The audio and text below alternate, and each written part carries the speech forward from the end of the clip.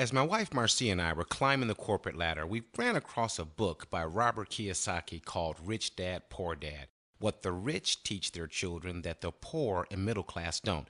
It allowed me to begin to think, what are the rich teaching their children that the middle class and poor aren't teaching?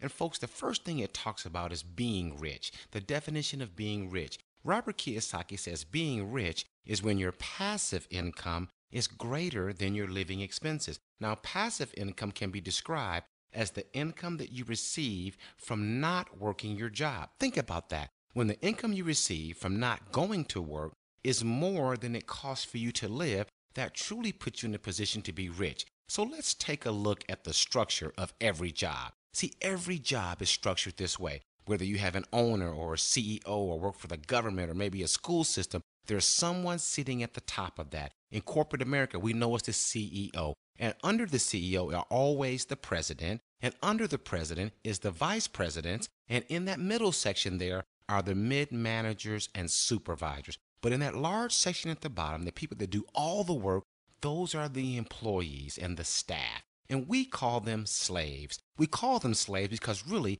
they're slaves to a clock. It's a certain time to be there, a certain time to take your lunch break, a certain time that you get off. Certain days you have to be there, only a few days that you don't work there and be on vacation. Slaves to a clock, folks. Well, I want you to think about this. This is the structure that we've all been taught to work for 20 to 40 years. And at the end of that 40-year period, we're going to be able to retire. And once you retire, you receive half the income that you were receiving when you were working. Folks, is this the structure that we really want to follow for 20 to 40 years? Folks, just think about when you start a job. Where do you typically start? If you don't have any college education, typically you start at the bottom as an employee or staff member and work your way up.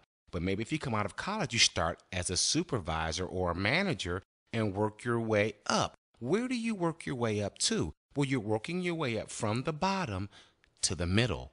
See, I don't know of anybody that started at the bottom and now they're the CEO of their company. They work their way to the middle. Well, think about this. Who is the person that makes the most money in this structure?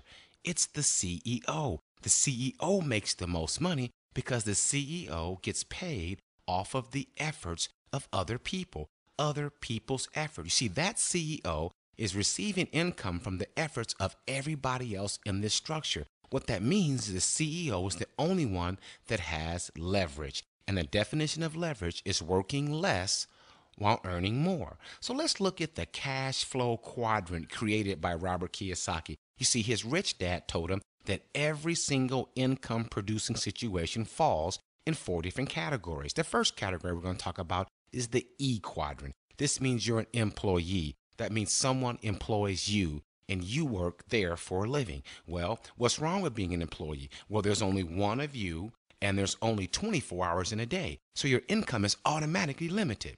Let's look at another quadrant, the S quadrant. This is the small business owner, the specialist, the doctors, the dentists, the plumbers. And well, they typically make more money than some of the just regular employees, but think about it. Still, there's only 24 hours in a day and there's only one of them, and they typically only get paid when they're working. Well, let's look at the richest quadrant in the world. That's the B quadrant, and B stands for big business. Well, why do these people that operate in this quadrant make the most money? Why is this the richest quadrant in the world? Because these people get paid off of other people's efforts. Now, I want you to think about this. If you went to Joe's Crab Shack, do you really believe that Joe is back there making your crab? No, other people are making the crab for you. Joe is on the golf course getting paid.